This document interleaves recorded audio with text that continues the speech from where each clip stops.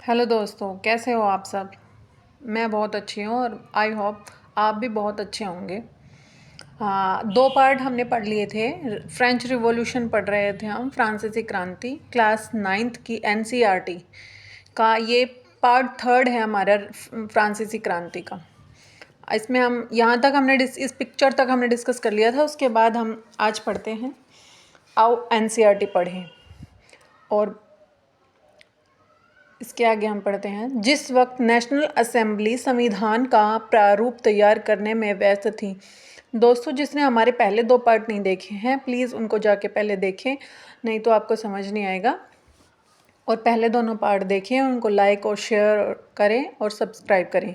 फिर हमें हमारे जो भी आगे लेक्चर्स होंगे आपको नोटिफिकेशन उनका मिलता रहेगा और आप अपनी एनसीईआरटी सीरीज़ को कंटिन्यू कर पाएंगे। चलिए आगे पढ़ते हैं। जिस वक्त नेशनल असेंबली संविधान का प्रारूप तैयार करने में व्यस्त थी, पूरा फ्रांस आंदोलित हो रहा था। कड़ाके की ठंड के कारण फसल मारी गई थी और पाव रोटी की कीमतें आसमान छू रही थी। बेकरी मालिक स्थिति का फ़ायदा उठाते हुए जमाखोरी में जुटे थे। बेकरी की दुकानों पर घंटों के इंतज़ार के बाद गुस्साई औरतों की भीड़ ने दुकान पर धावा बोल दिया। दूसरी तरफ सम्राट ने सेना को पेरिस में प्रवेश करने का आदेश दे दिया था। क्रुद्ध भीड़ ने 14 जुलाई को बास्तील पर धावा बोलकर उसे नेस्तनाबूद कर दिया।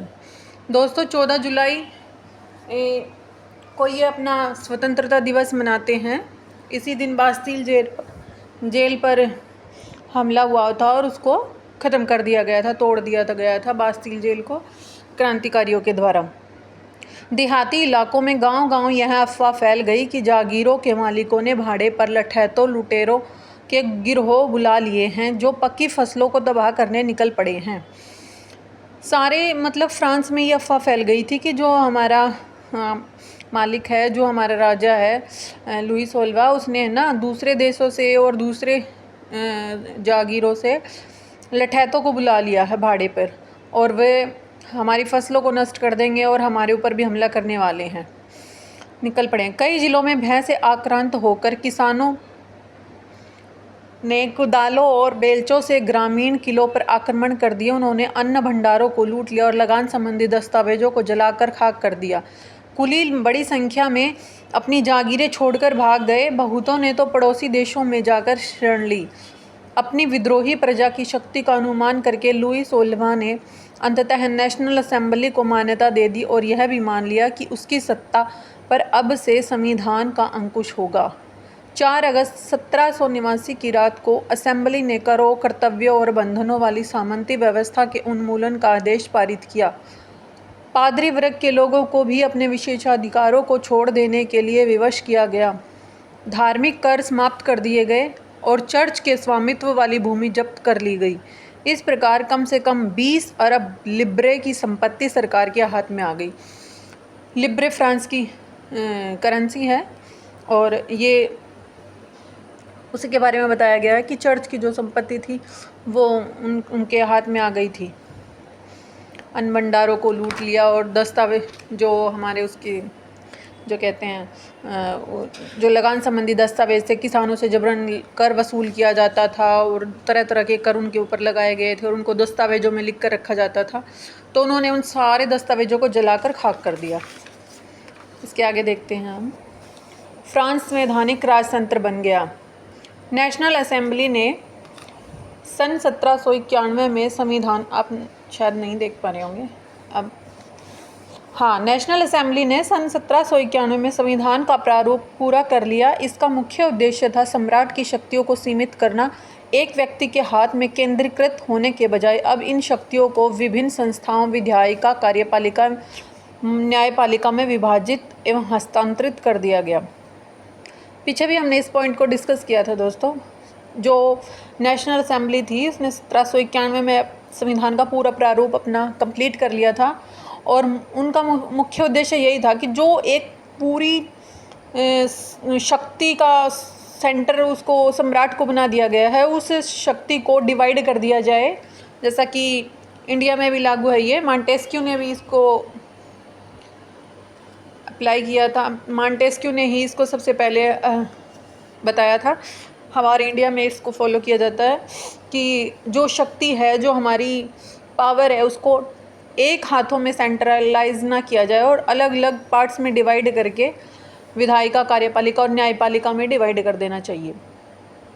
जैसे चित्र 7 में दिखाता है कि नई राजनीतिक व्यवस्था कैसे काम करती थी। अब ये जो फ्रांस की नई राजनीतिक व्यवस्था थी उसको दिखाया गया है कि कैसे काम करती थी।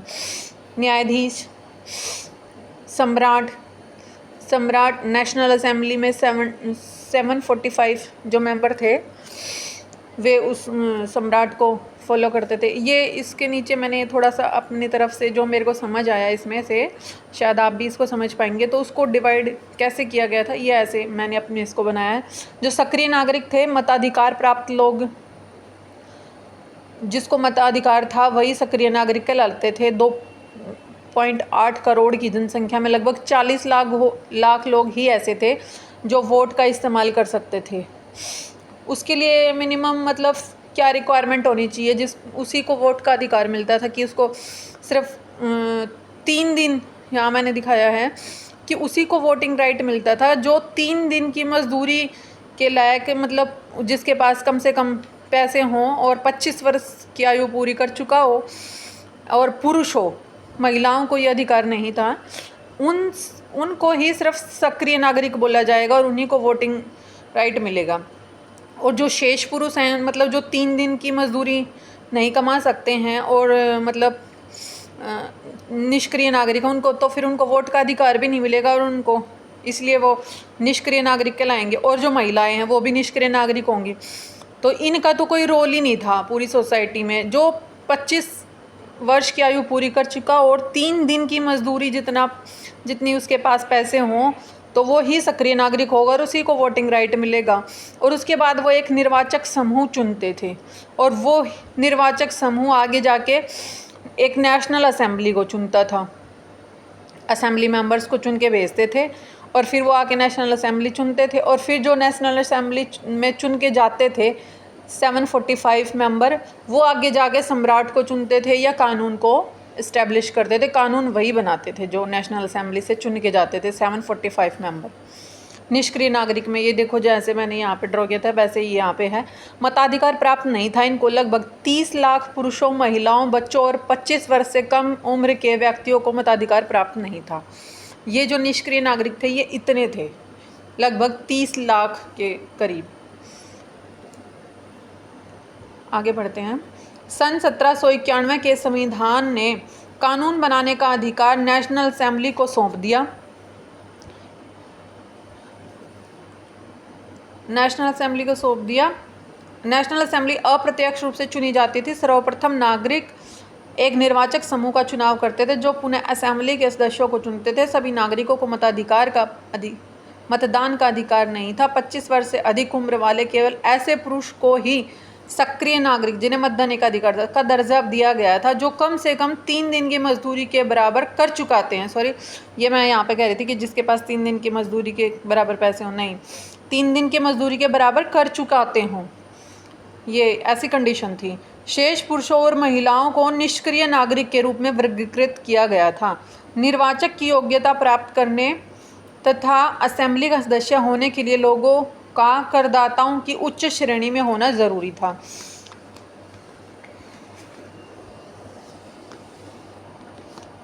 ये एक पिक्चर है और इस पे जो फ्रांस के लॉ थे वो इस पे दिखाए गए हैं कि क्या क्या हमारे कानून हैं फ्रांस के। और इसमें 2 ये पिक्चर आप देख पा रहे होंगे, इसके हाथ में है ना बेड़ियाँ हैं, टूटी हुई बेड़ियाँ जो आज़ादी का प्रतीक दिखाई गई हैं। इसके हाथ में एक छड़ी है जो एक ये परी है, परी की तरह दिख रही है। ये मतलब जो सम्राट है वो हमारा एक मतलब सर्वोपरि है और उसके हाथ में जो कानून की छड़ी है, जो मतलब सत्ता की ताकत है, वो इसको शो कर रही है। इसके सारे पार्ट्स जो यहाँ पे दिखाई दे रहे हैं, ये टोपी है, फ्रेंचाइजन टोपी, ये सारी चीज़ें आगे अगले पेज पे हमें दिखाई गई हैं, वहाँ हम इनको डिटेल से पढ़ेंगे। तो ये इसमें बहुत छोटा छोटा दिखाया गया है, इस पिक्चर में आपको शायद दिखेगा नहीं।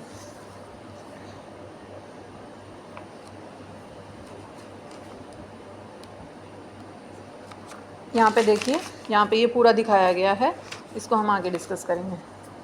संविधान पुरुष एवं नागरिक अधिकार घोषणा पत्र के साथ शुरू हुआ था। जीवन के अधिकार, अभिव्यक्ति की स्वतंत्रता के अधिकार, कानूनी बराबरी के अधिकार को नैसर्गिक एवं अहरणीय अधिकार के रूप में स्थापित किया गया, अर्थात ये अधिकार प्रत्येक व्यक्ति को जन्मना प्राप्त थे और इन अधिकारों को छीना नहीं जा सकता। राज्य का यह कर्तव्य माना जाता है गया है कि वह प्रत्येक नागरिक के नैसर्गिक अधिकारों की रक्षा करे। इसमें दिखाया गया पुरुष एवं नागरिक अधिकार घोषणा पत्र का 1790 में ले बार्बियो द्वारा बनाया गया चित्र। ये चित्र ले बार्बियो द्वारा बनाया गया है और ये अधिकारों का घोषणा पत्र है, कानूनों का। दाईं ओर की आकृति फ्रांस को और बाईं ओर की कानून को निरूपित करती है। इसमें देखिए राजनीतिक प्रतीकों के मायने।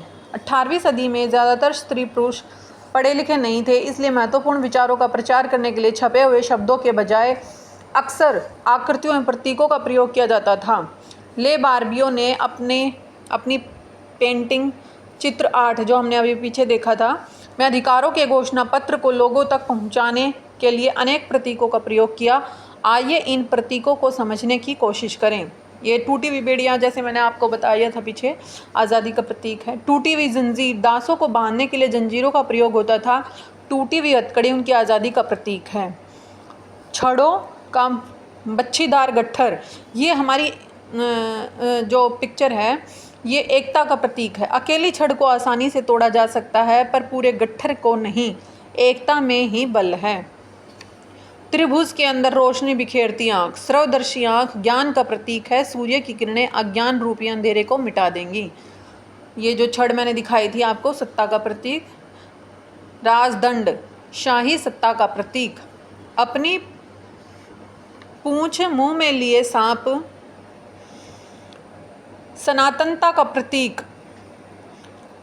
अंगूठी का कोई और छोर नहीं होता।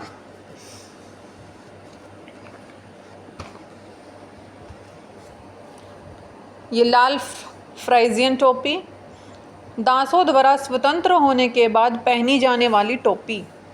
नीला, सफ़ेद, लाल, ये आप देख रहे होंगे, ये जो इस लेडीज़ ने ड्रेस पहनी है, ये ऊपर रेड कलर है और नीचे जो इसने पहना है ये ब्लू कलर दिख रहा है, और जो इसकी बाजू मुड़ी हुई है ये सफ़ेद कलर यहाँ से दिख रहा है, जो फ्रांस के राष्ट्रीय रंग हैं। तीनों नीला, सफ़ेद और लाल फ्रांस के राष्ट्रीय रंग हैं। डैनो वाली स्त्री, कानून का मानवीय रूप। विधिपट, कानून सबके लिए समान है और उसकी नज़र में सभी बराबर हैं। इसके आगे हम पढ़ते हैं।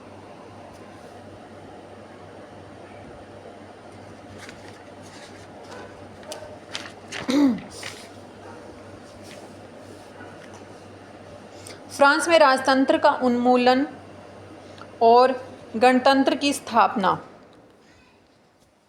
फ्रांस की स्थिति आने वाले वर्षों में भी तनावपूर्ण बनी रही। यद्यपि लुई 16वां ने संविधान पर हस्ताक्षर कर दिए थे, परंतु प्रशा के राजा ने उसकी गुप्त वार्ता भी चल रही थी। फ्रांस की घटनाओं से अन्य पड़ोसी देशों के शासक भी चिंतित थे, इसलिए 1789 की गर्मियों के बाद होने वाली ऐसी घटनाओं को नियंत्रित करने के लिए इन शासकों ने सेना भेजने की योजना बना ली थी।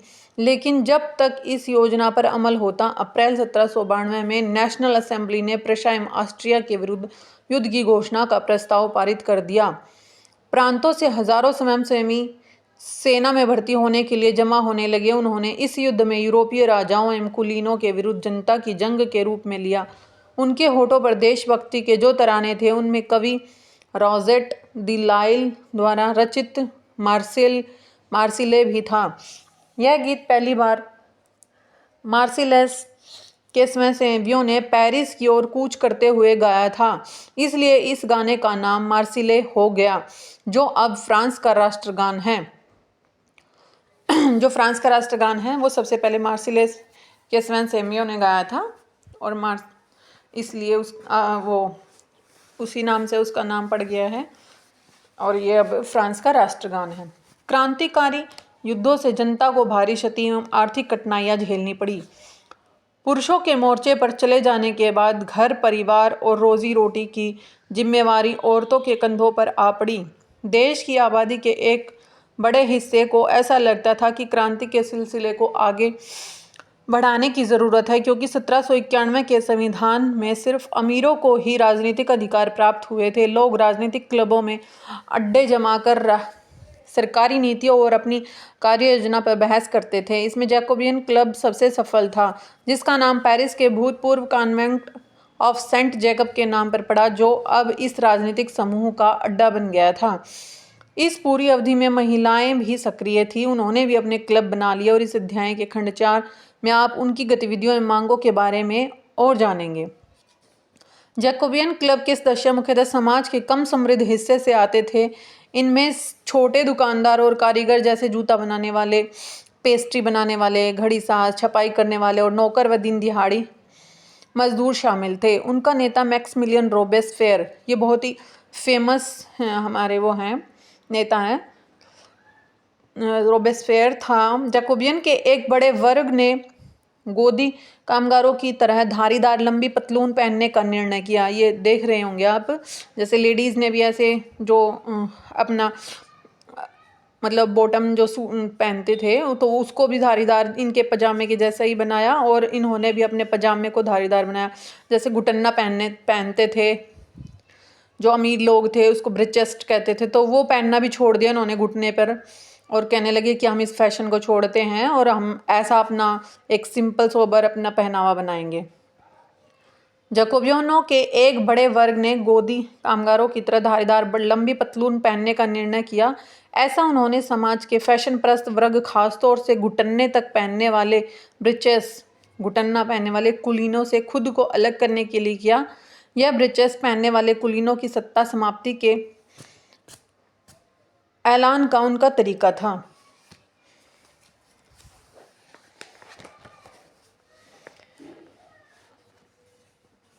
इसलिए जैकोबियनों को सौकुलांत के नाम से जाना गया, जिसका शाब्दिक अर्थ होता है बिना घुटने वाले। सौकुलांत पुरुष लाल रंग की टोपी भी पहनते थे, जो स्वतंत्रता का प्रतीक थी, लेकिन महिलाओं को ऐसा करने की अनुमति नहीं थी। सन 1792 की गर्मियों में जैकोबियनों ने खाद्य पदार्थों की महंगाई एवं अभाव से नाराज पेरिस वासियों को लेकर एक विशाल हिंसक विद्रोह की योजना बनाई। 10 अगस्त की सुबह उन्होंने ट्यूलेरिये के महल पर धावा बोल दिया, राजा के रक्षकों को मार डाला और खुद राजा को कई घंटों तक बंधक बनाए रखा। बाद में असेंबली ने शाही परिवार को जेल में डाल देने का प्रस्ताव पारित किया। नए चुनाव कराए गए। 21 वर्ष से अधिक उम्र वाले सभी पुरुषों, चाहे उनके पास संपत्ति हो या नहीं हो, को मतदान का अधिकार दिया गया। जैसे ये घुटने पहनने वाली बात है, ताकि वो अपने आप को दूसरों से, उन फैशन प्रस्त लोगों से अलग दिखा सकें।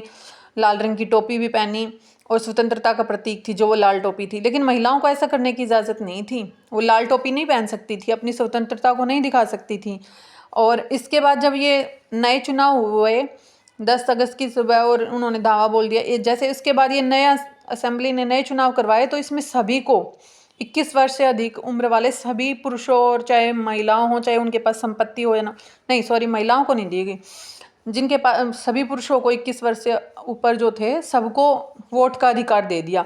महिलाओं को तो 1996 में जाके मिली है तो इसकी वोटिंग के राइट्स, और ये इनको सिर्फ पुरुषों को दिया, लेकिन वो 21 वर्ष से अधिक उम्र वाले होने चाहिए, चाहे उनके पास संपत्ति हो या ना हो, वो कर देते हो या ना देते हो, उन सबको वोटिंग राइट्स मिल गई। नवनिर्वाचित असेंबली को कन्वेंशन का नाम दिया गया। 21 सितंबर 1792 को इसने राजतंत्र का अंत कर दिया और फ्रांस को एक गणतंत्र घोषित किया। जैसा कि आप जानते हैं, गणतंत्र सरकार का वह रूप है जहां सरकार एवं उसके प्रमुख का चुनाव जनता करती है। यह वंशानुगत राजशाही नहीं है। आप कुछ अन्य गणतांत्रिक देशों के बारे में जानकारी प्राप्त करने की कोशिश करें और देखें कि वे कब और कैसे गणतंत्र बने।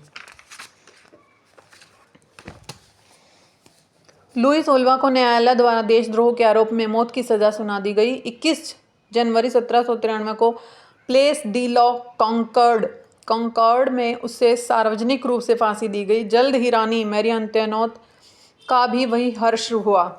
ये वही रानी है जिसका मैंने फर्स्ट पार्ट में जिक्र किया था और शायद सेकंड में भी किया हो, लेकिन फर्स्ट पार्ट में इसकी मैंने आपको एक स्टोरी सुनाई थी छोटी सी, कि जो फ्रांस की जनता थी वो इसके पीछे दौड़ पड़ी थी पाव रोटी मांगने के लिए, और इसको जनता से बिल्कुल भी मतलब अटैचमेंट नहीं थी, और ये बिल्कुल भी ये नहीं सोचती थी कि वो कैसी सिचुएशन में रह रहे हैं, उनके पास खाने के लिए कुछ है या नहीं है। और वो उससे पाव रोटी मांगने लगे तो वो कहने लगी कि अगर रोटी नहीं है तो केक खा लो, ब्रेड खा लो।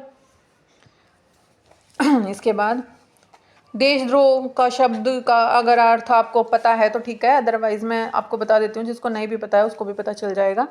अपने देश या सरकार से विश्वासघात करना देशद्रोह कहलाता है। मतलब अपने देश में रहकर हम किसी और देश की मतलब तारीफ़ करें और अपने देश की बुराई करें तो वो गलत बात है, उसी को देशद्रोह कहते हैं। अपने देश के खिलाफ विश्वासघात करें, अपने देश के खिलाफ बोले, उसका नुकसान करे देश का, तो वही देशद्रोह है। आतंक राज सन 1793 से 1794 तक के काल को आतंक का युग कहा जाता है। रोबेस्पियर ने नियंत्रण एवं दंड की सख्त नीति अपनाई। उसके हिसाब से गणतंत्र के जो भी शत्रु थे, कुलीन एवं पादरी, अन्य राजनीतिक दलों के सदस्य, उनकी कार्यशैली से असहमति रखने वाले पार्टी सदस्य, उन सभी को गिरफ्तार कर जेल में डाल दिया गया और एक क्रांतिकारी न्यायालय द्वारा उन पर मुकदमा चलाया गया। यदि न्यायालय उन्हें दोषी पाता तो गिलोटिन पर चढ़ाकर उनका सिर कलम कर दिया जाता था। इस मशीन का नाम इसके आविष्कारक डॉक्टर गिलोटिन के नाम पर पड़ा। रोबेस्पियर सरकार ने कानून बनाकर मजदूरी एवं कीमतों की अधिकतम सीमा तय कर दी। गोश्त एवं पावरोटी की राशनिंग कर दी गई। किसानों को अपना अनाज शहरों में ले जाने सरकार द्वारा तय कीमत पर बेचने के लिए बाध्य किया गया। किसानों को मतलब उस चीज़ के लिए बाध्य किया जाता था कि वो अपने गेहूं को, अपने अनाज को शहर में ले जाकर बेचें और वो सरकार द्वारा तय की गई कीमतों पर बेचें। अपेक्षाकृत महंगे सफ़ेद आटे के इस्तेमाल पर रोक लगा दी गई। सभी नागरिकों के लिए साबुत गेहूं से बनी और बराबरी का प्रतीक माने जाने वाली समता रोटी खाना अनिवार्य कर दिया गया। बोलचाल और संबोधन में भी बराबरी का आचार व्यवहार लागू करने की कोशिश की गई। परंपरागत मंस्यूर महाशय मदाम महोदया के स्थान पर अब सभी फ्रांसीसी पुरुषों एवं महिलाओं को सितियोन और एवं सितियोइन नागरिका नाम से संबोधित किया जाने लगा। ये मतलब सितियोन और सितियोइन ये ऐसे ही थे जैसे कोई टीचर होता है, जो कोई मास्टर होता है वो पढ़ाता है और उसकी वाइफ को ऑटोमेटिकली, जैसे हम मास्टरनी कह देते हैं, जैसे ये हमारे मास्टर जी हैं तो इनकी वाइफ को मास्टरनी जी कहेंगे, ऐसे ही सितियोन और सितियोइन नाम से संबोधित किया जाने लगा।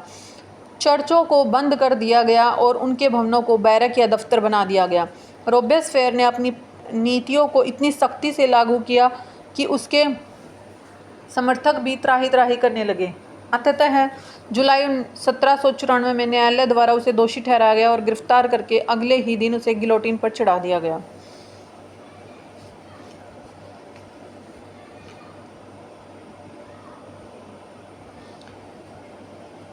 ये एक बार हम पढ़ लेते हैं, ये काफ़ी इम्पोर्टेंट नोट दिया गया है इसमें, स्रोत मतलब सोर्स दिया गया है। स्वतंत्रता लिबर्टी क्या है? दो परस्पर विरोधी विचार। क्रांतिकारी पत्रकार कैमिल डेसमोलिन ने सन 1793 में यह लिखा। इसके कुछ ही दिनों बाद आतंक राज के दौरान उसे फांसी दे दी गई। कुछ लोगों का मानना है कि स्वतंत्रता एक शिशु के समान है जिसे परिपक्व होने तक अनुशासन की अवस्था से गुजरना आवश्यक है, पर सत्य कुछ और है। स्वतंत्रता सुख शांति है, विवेक है, समानता है एवं न्याय है। यह अधिकारों का घोषणा पत्र है। आप शायद अपने सभी दुश्मनों का सिर काट देना चाहते हैं। क्या इससे बड़ी मूर्खता हो सकती है? क्या किसी एक व्यक्ति को उसके दस्युओं सगे संबंधियों को दुश्मन बनाए बिना फांसी के तख्ते तक लाना संभव है? 7 फरवरी 1794 को रोबेस्पियर ने कन्वेंशन में भाषण दिया, जो ल मोनितेर यूनिवर्सल अखबार में छपा। उसी भाषण का एक अंश ये रोबेस्पियर की फ़ोटो दिखाई गई है।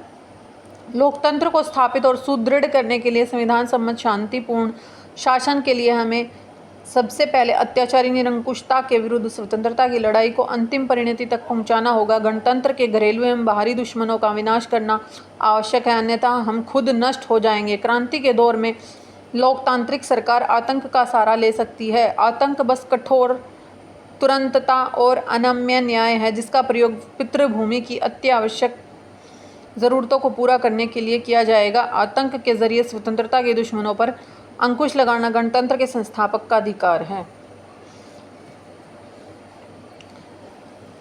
ये एक फ़ोटो दी गई है, इसके बारे में भी थोड़ा देख लेते हैं, जान लेते हैं। क्रांतिकारी सरकार ने अनेक प्रकार से जनता की वफादारी हासिल करनी चाहिए। उनमें से एक प्रकार के उत्सवों का आयोजन था। एक गौरवमय इतिहास की आभा को संप्रेषित करने के लिए प्राचीन यूनान व रोम की सभ्यताओं के प्रतीकों का इस्तेमाल किया गया। मंच के बीचों बीच बने पायों पर टिका हुआ क्लासिकी मंडप अस्थायी सामग्री का बना था, जिसे जब चाहे तोड़ा जा सकता था। डायरेक्टरी शासित फ्रांस। जैकोबियन सरकार के पतन के बाद मध्य वर्ग के संपन्न तबके के पास सत्ता आ गई। नए संविधान के तहत संपत्तिहीन तबके को मताधिकार से वंचित कर दिया गया। इस संविधान में 2 चुनी गई विधान परिषदों का प्रावधान था।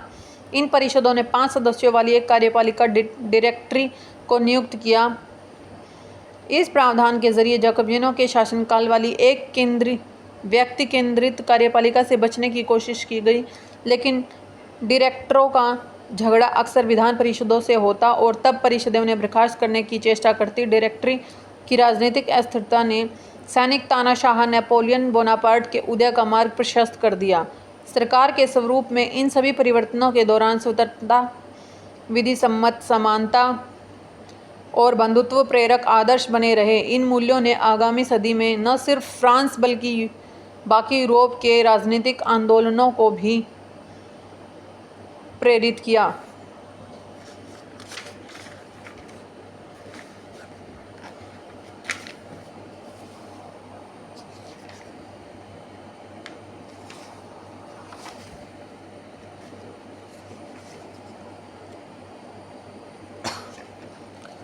लगता है दोस्तों हमें एक पार्ट और बनाने पड़ेगा, हमारी वीडियो काफ़ी लंबी हो जाएगी। इसके बाद ये पार्ट हम नेक्स्ट पार्ट में पढ़ेंगे। अभी थोड़ा हमारा और बचा है। Thank you everyone. और अगर आपको हमारा ये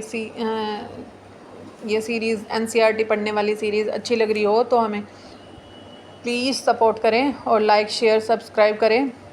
दोस्तों जो भी NCERT पढ़ रहे हैं हम उसको पिक्चर्स को समझना और साथ साथ उनके फैक्ट्स को साइड में लिख के याद रखना बहुत ज़रूरी है। और आप इस तरह ही हमें सपोर्ट करते रहेंगे तो हम आगे भी अपनी वीडियोस को कंटिन्यू करेंगे। Thank you.